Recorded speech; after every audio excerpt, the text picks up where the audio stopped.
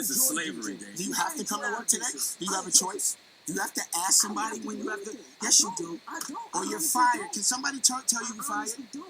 Can somebody tell you you're fired? Yes or no? Can another man say you're fired? Absolutely. No one can tell me that. That's priceless. I don't care. You enjoy having a man be able to tell you you're fired? Okay, let me ask you a question. So you being selfish.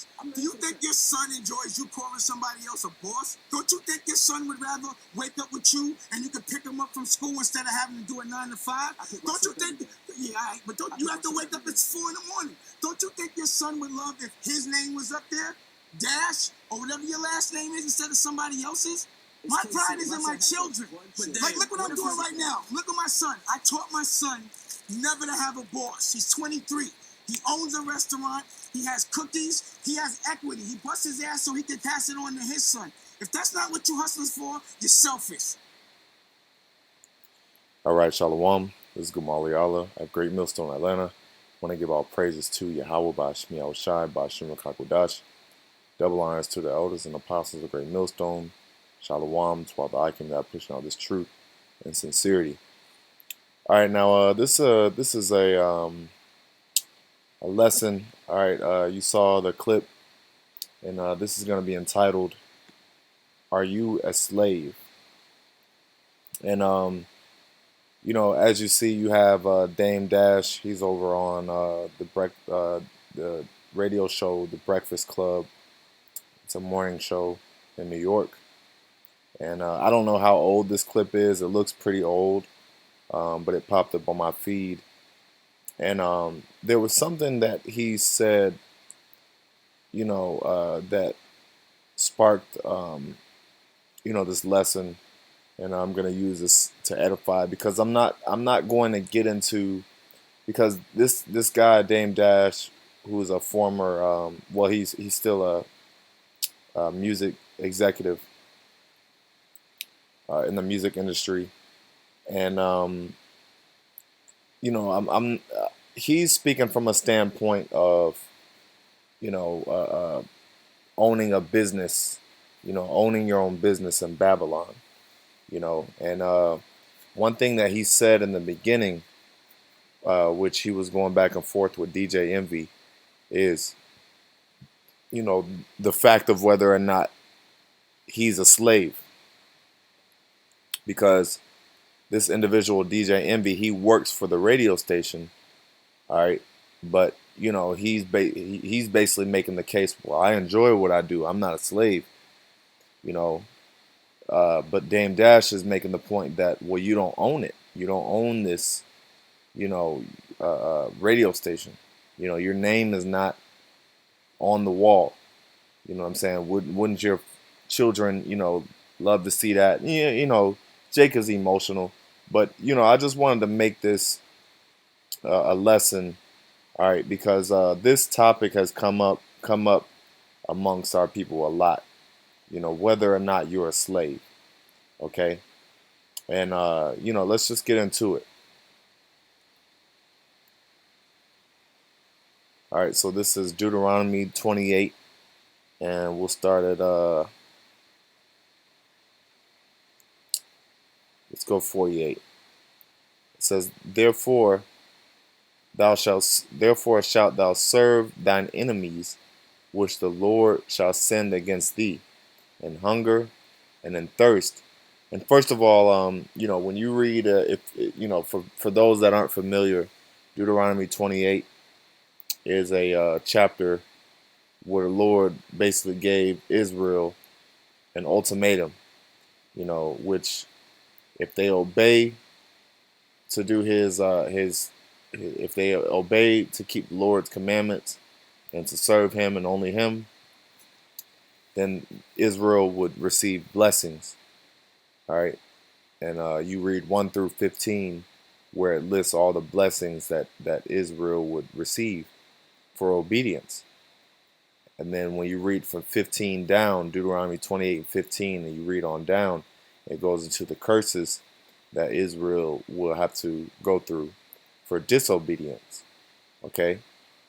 And, you know, so this is verse 48. Therefore shalt thou serve thine enemies, which the Lord shall send against thee.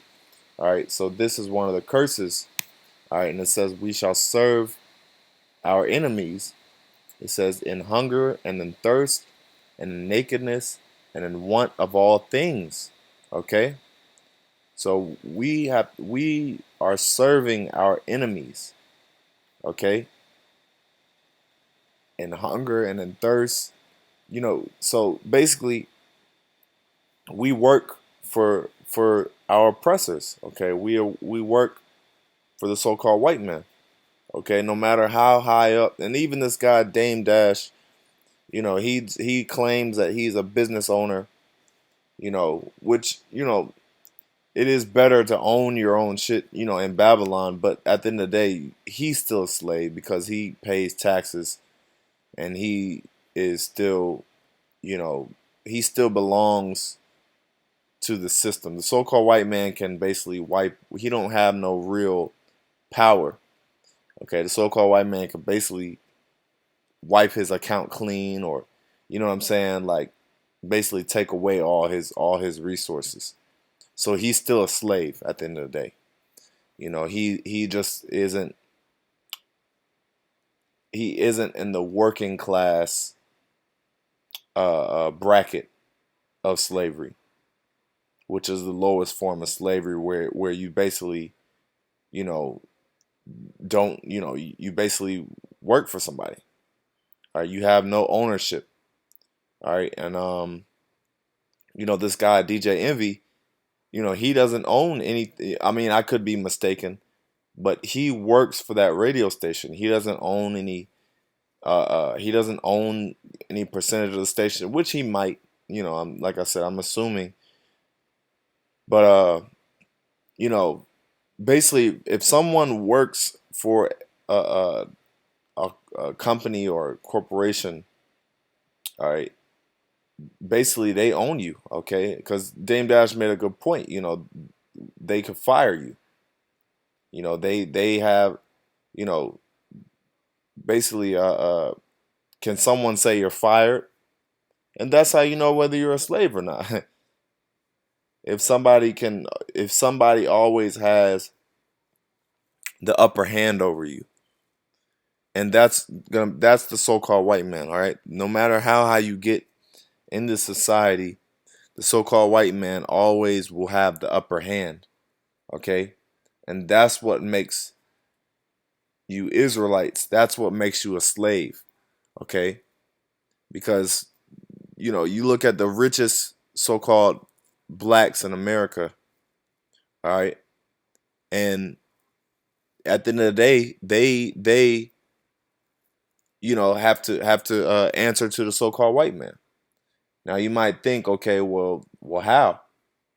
Well, because the so-called white man can easily, first of all, he can easily, like I said, disrupt their whole image and their whole livelihood. All their money. He can basically disrupt that.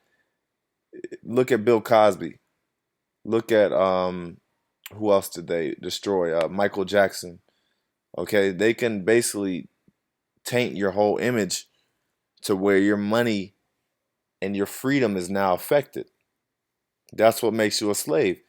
It says, "Therefore thou shalt serve thine enemies, which the Lord shall send against thee, in hunger and in thirst and in nakedness and in want of all things. He shall put a yoke of iron upon thy neck until he have destroyed thee." Yeah, so basically, you're gonna serve your enemies for everything, okay? And it says in want of all things. Now you gotta think, how did all these people acquire their position? All these jakes that are in these high up positions, how did they acquire their millions and billions of dollars? They got it from the so-called white man. The so-called white man gave them those riches. Okay, they signed a deal.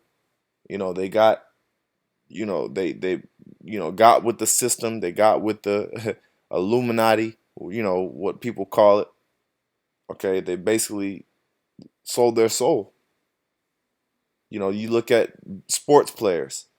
I mean, they're the biggest slaves. I mean, that's obvious slavery, because all you got to do is look up who owns the teams, and it's Esau.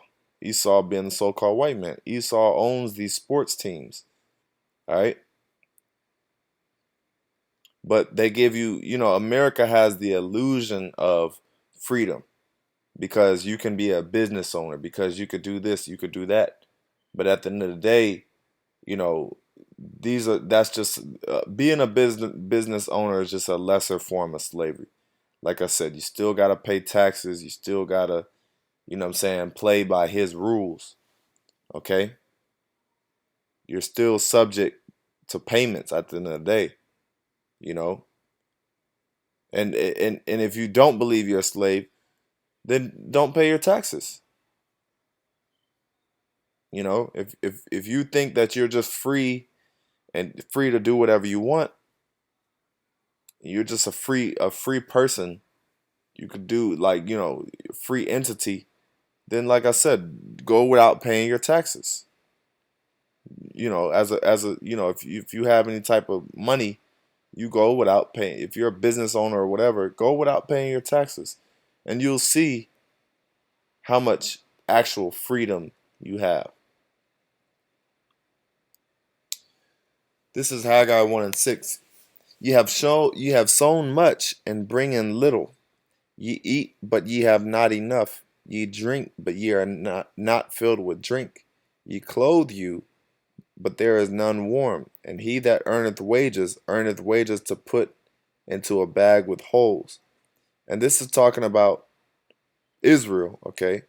Basically, you have sown much and bring in little. All right? And so these heathens are reaping the benefits off of your backs. Okay? Now you like I said, it says he that earneth wages to put into a bag with holes. So basically your money is always dwindling. Okay? Jake is under the curses, man. You know? And then, okay, there's exceptions. Of course there's exceptions. There's rich, super rich, well, no super rich Jakes, but there's very rich Jakes, that have money. Okay, but guess what? How much money is Esau making off of them? Okay? You have sown much and bring in little. So you gotta think, okay, Jake might be making money, but you gotta think how much money somebody is making off of them. Okay? Someone is above them that's basically collecting their money. In most cases, I'll say. But and not only that, but it's always coming and going. You got all these people, they have that kind of money, but they gotta pay. You gotta think they gotta pay. For music, recording artists, they gotta pay. Their whole staff. They gotta pay everybody. They have a lot of people to pay before they even get there, before they even receive their money. All right. But if you were so free, if you were just, if you didn't, like I said, let's get that word sovereign, okay? Because see, Jake in America is always going to be under subjection, okay? You need to be sovereign in order to really truly have freedom. And what that means is the only way we can truly be sovereign is in the kingdom. Okay, in the kingdom of heaven. That's where we don't have to play by this man's rules. We don't gotta, abide by Babylon, Babylon and this man's system. We don't gotta abide by the system. We're gonna establish our own system in righteousness under YAHAWASHI Yahawashi. Okay? But this man, like I said, we have to, because we're in this captivity, we have to play by his rules. Okay? This is sovereign definition. Having unlimited power over, or having unlimited power or authority. Okay, not limited. Having independent authority and the right to govern itself. So we don't have that in Babylon. That's why you're a slave. You can't be free. You can't be sovereign and still work for somebody. That's an oxymoron. You can't, either you're free or you're a slave. Either you're free or you're a servant. You can't be both. Okay?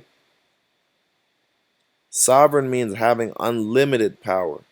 So yeah, Jake does have power in this society, but their power is limited. See that? Their power is limited. Look at all your top Jakes that have millions of dollars. Like I said, Esau can come and attack their whole character and destroy their whole image, or Jake might get into some trouble and have to go to jail, or like I said, or even stuff like well, in recent news you had they talking about Tiffany Haddish, who fell asleep at the wheel. She had a DUI.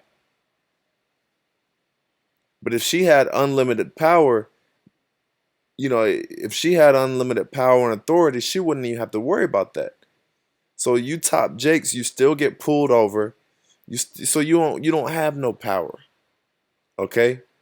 You still spend the white man's money. All right? Your power is limited, and we need sovereignty. Okay? We need to be under our own system.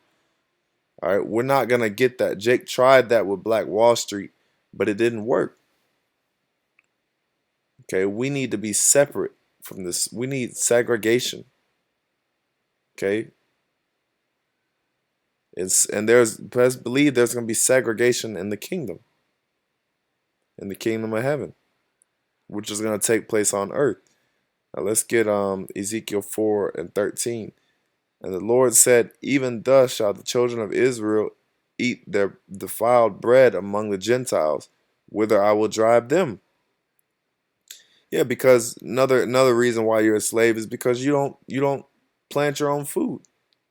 You don't make your own food. Even a lot of these wealthy, well-to-do Jakes, they don't have their own, they still eat out. They don't have their own resources. They don't have their own, farms. Some do. Of course, there's exceptions to everything. But it says well, that was pretty much the point. But basically, you know, Esau controls the food supply. So keep that in mind.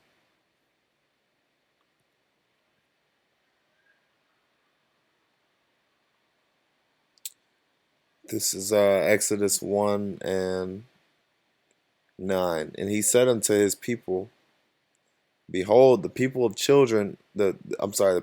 children of Israel are more and mightier than we. Come, let us deal wisely with them, lest they multiply. And it come to pass that when there falleth out any war, they join also unto our enemies and fight against us, and so get them up out of the land. Okay? Therefore did they set them taskmasters to afflict them with their burdens, and they built for Pharaoh treasure cities, Pithom and Ramses. Now, the reason why it says come, it says basically Egypt, the Egyptians, they said, look, these Israelites, there's too many of them. Okay, so basically we gotta afflict them even harder. Okay, we gotta basically put them in a harder slavery. Okay, so they won't get up out of so they won't they'll be deeper into the ditch, so to speak. It says, but the more they afflicted them, the more they multiplied, and they were grieved because of the children of Israel. And the Egyptians made the children of Israel to serve with rigor, and they made their lives bitter with hard bondage, and mortar and in brick, and in all manner of service in the field. Now listen to this. What nation of people has all the lowest jobs, the service jobs? Jake. When have you ever seen, I mean, I've never seen it. When have you ever seen a so-called white man on the back of a garbage truck? You know, I can't remember the last time I seen a so-called white man cook as a cook. A cook or what else? Um, you know, just different things, man. All these different jobs of these lower end jobs, lower jobs. You don't see Esau doing that. It's all Jake. So you people, our people are slaves, man. You know, you're servants. You serve a company. You work for a company that makes way more money than what they're paying you. All right, and they don't really give a damn about you either. Okay.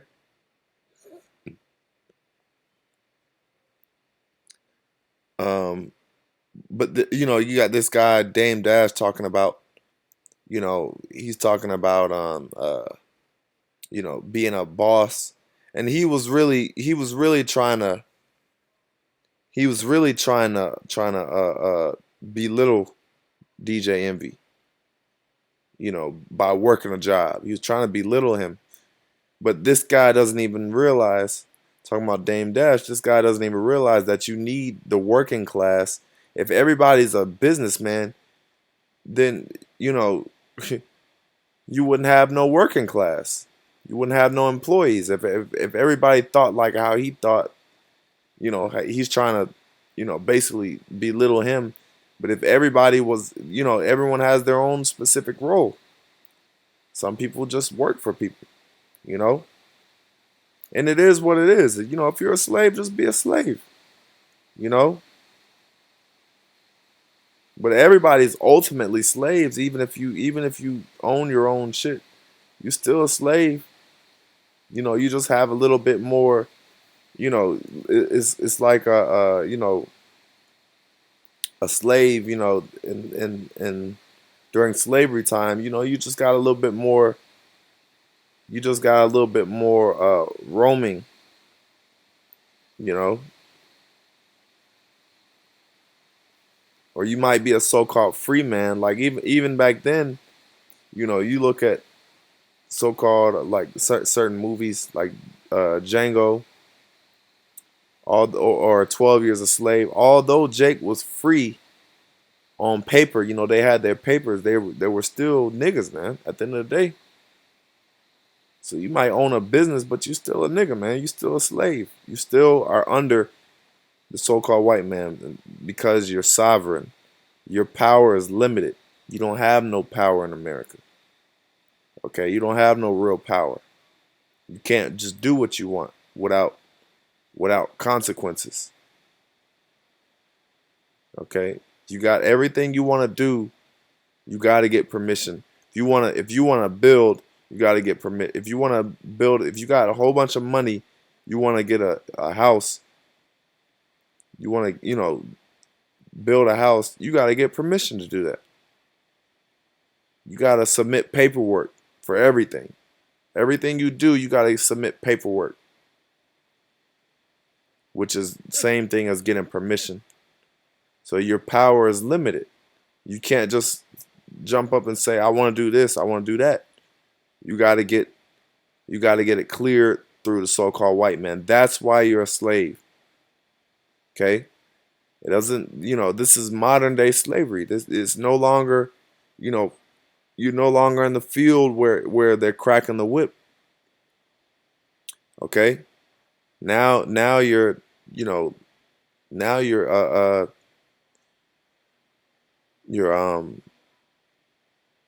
it's mental slavery, okay? Anyway, I'll end up on this. This is Deuteronomy 20:10. When thou comest nigh unto a city to fight against it, then proclaim peace unto it. And it shall be, if it make the answer of peace and open unto thee, then it shall be that all the people that is found therein shall be tributaries unto thee, and they shall serve thee. And this is what you call sovereignty. This is what we call sovereignty. Like we read, this is power. Okay? Basically, all the nations, they gotta make peace with us. And if they don't, if they do, if they don't make peace, matter of fact, it's gonna say it, verse 12, and if it will make no peace with thee, but will make war against thee, then thou shalt besiege it. Okay? So really, Israel was made to be on top. Because if they don't want to make peace, then we're gonna basically make war with them. But if they do make peace, then it says what? It says that all the people that is found therein shall be tributaries unto thee, and they shall serve thee. So these heathens really supposed to be under us. They're supposed to be serving us. It's not supposed to be the other way around. Okay, these other nations are supposed to be serving Israel. We not supposed to be equal. We ain't supposed to be, serving them. It's supposed to be the other way around. They're supposed to serve us. And if they don't serve us, then we go to war. Okay? So anyway, with that, I want to end off with that. Lord willing, you were edified. I'm going to end off by giving all praises to YAHAWAH, BAHASHAM, YAHAWASHI, BAHASHAM, Double honors to the elders and apostles of Great Millstone. Shalom.